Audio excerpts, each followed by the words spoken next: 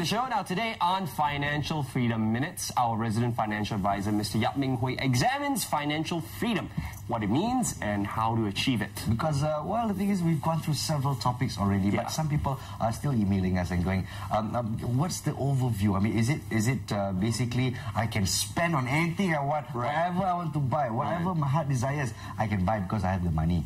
Even if I hutang also, never mind. Is that financial freedom? Or is it simply frugal living, you know, living within your means and, of course, setting up mechanisms to, of course, have passive income and, well, as long as you live within your means, you're all good. You know what? Let's toss it over to Mr. Yap and he'll explain everything. So over to you, Mr. Yap. Good morning, fellow Malaysians. Yes, I'm now watching Financial Freedom Minutes with Yap Ming Hui. Now, today, I'm going to talk about what does financial freedom means and what does financial freedom means to you. So that's actually more important. Now, you ask, what does financial freedom means to people? And you get different answer. Now, some will say that, hey, financial freedom means I got actually 1 million in the bank. And some will say financial freedom means that I got no loan, no debt at all. And some would say, like what Nas says just now, financial freedom means that I got money to do whatever I want to do, whatever I want to enjoy in this life. Now, so exactly what does financial freedom mean?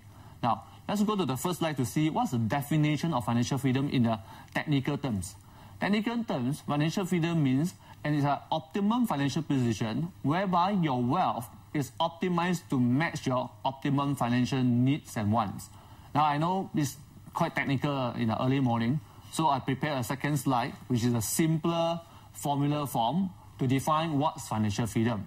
So basically you can see in the box there, financial freedom means that as long as you got your wealth enough to match all your financial needs and wants in your life, then you have achieved financial freedoms. Now, when we talk about financial needs and wants, of course, we need to talk about not only current needs and wants, current commitment, current living expenses, but also future needs and wants.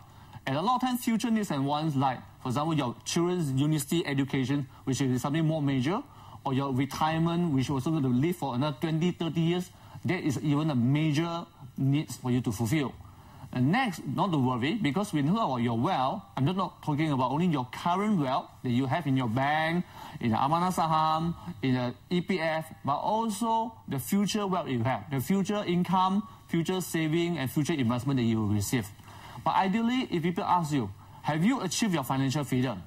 Then, of course, you don't want to count on your future wealth. You want to say that your current wealth is enough to take care of your financial needs and wants, be it current needs and wants, and also future needs and wants. Then you are confirmed financially free. Now, but the question is that, why is it so important for us to achieve financial freedom? No. So if you look at the next slide, we can see from this comic, then you can see why is it important for us to achieve financial freedom. You can see that two small guys in the smaller view there say, I see old Kendrew got promoted. So of course we should congratulate Kendrew. But if you look at Kendrew, you can see he's still in a wheel. It's just like he's in a bigger wheel. So which means to say, even though you get promoted, you can be happy for one day, no? But you shouldn't be happy for long, as long as you have not achieved your financial freedom. Because why? Because you will be inside a bigger wheel and you're still in a rat race. So as long as you have not achieved financial freedom, you're still in a rat race and you still do not have the kind of freedom and option in your life. The idea of achieving financial freedom is so that you can get out of rat race, so that you have an option, so that when you work, it's because you choose to work or you like to work, it's not because you're forced to work. So then the idea of financial freedom is to make our money to work for us so that we'll be able to have a kind of option in life. Okay? Now, if you look at the statistic, and in the next slide, statistic and research after research have shown that, if you look at this survey, that out of 100 people who retire going to retire eventually, only when they retire, only one will achieve to become wealthy. 4 of them become financially independent or financially free. 5 of them will still be working. 27 of them will be dead anyway. And 63 of them will be broke. Now, of course, broke is American terms, okay? But in Malaysia, it means financially dependent. And who do you depend on? Then basically in Malaysia, it will be your children or your family member. So the question is that if you do not want to fall under the 63% category, then what can we do? So now next slide, I'm going to share with you like how can we achieve financial freedom. So basically, there are two main things. Of course, number one is to increase your wealth. This one, even I don't share, you also know. But how to increase your wealth? First, increase your income. How to actually make more income, how to actually generate extra income, how to actually generate more business profit. Next, whatever income that you make, if you actually spend it all, it does not become saving, then it also does not matter. So that what you need to do is also not only increase your income, but also you need to increase your saving as well. So the more saving that you have, the more you can actually grow it. But again, just putting your saving in the saving account or even like fixed deposit also will not grow your wealth very much. So what you need to do, you need to actually invest, so that you actually grow higher than inflation and also help you to achieve financial freedom faster. So you need to grow and increase your investment return. Now next, to manage and to achieve financial freedom is not only about growing the money, growing the wealth that you have, but it also to examine and to look at the needs and wants that you have and to prioritize it.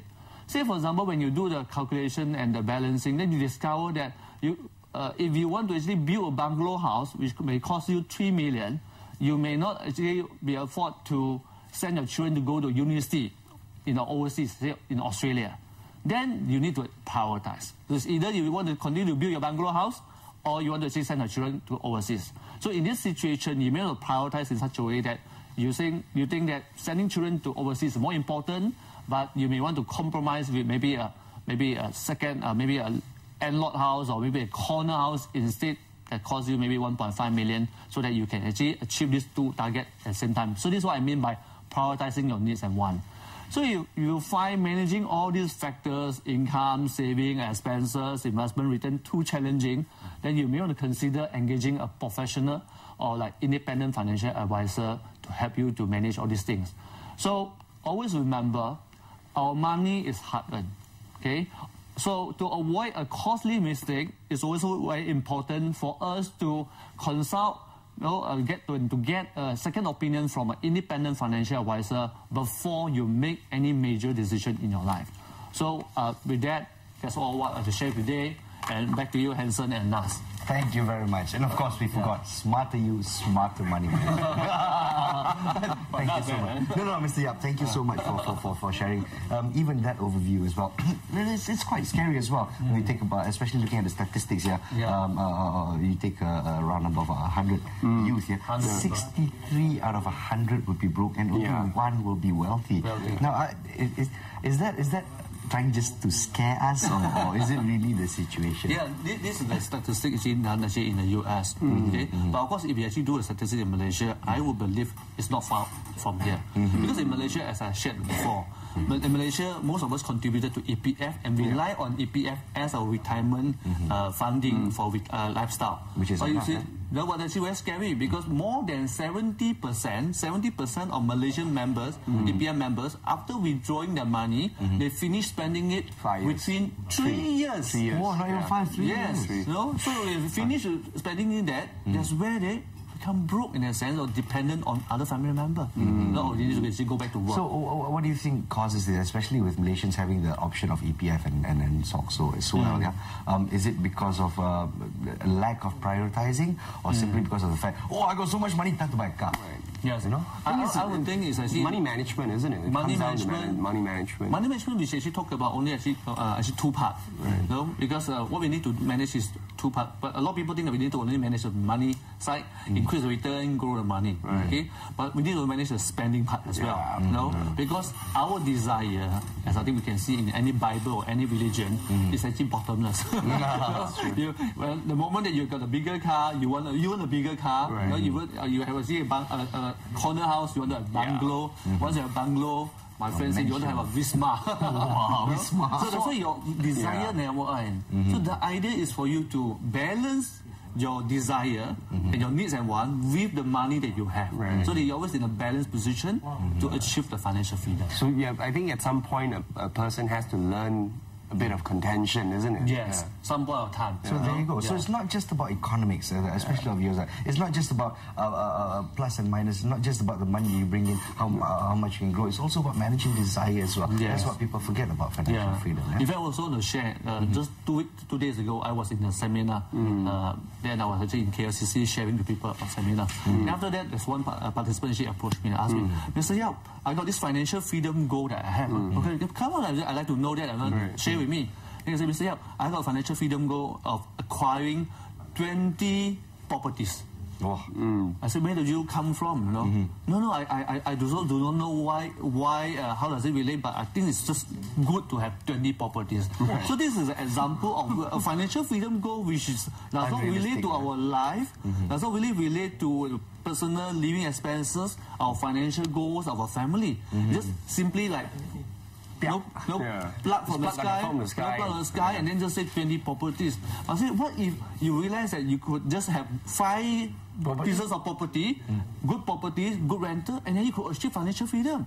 But then you still blindly try to chase for 20 properties. So it's a bit unrealistic, out of alignment. So this is an issue that I think you should caution the audience out there also. Manage your expectations as well, and if they're unrealistic, do check them with a professional financial advisor. Thank you, Mr. Yap. Now, for viewers out there, if you have any questions regarding this week's topic, or if you're planning to make any major financial decisions and you still have some queries and you want to find out a little bit more, you can always email Mr. Yap. It's inquiries@yapminghui.com or SMS him at 012-3900-048. Yes, of course, you've got the numbers on our screen. Or alternatively, you can also, of course, visit his website at www.yapminghui.com for all your financial freedom needs. Once again, thank you very much, Mr. Yap. As usual, thank you. I always enjoy Financial Freedom Minutes, and hopefully you enjoyed that as well. And we're going to go for a quick break.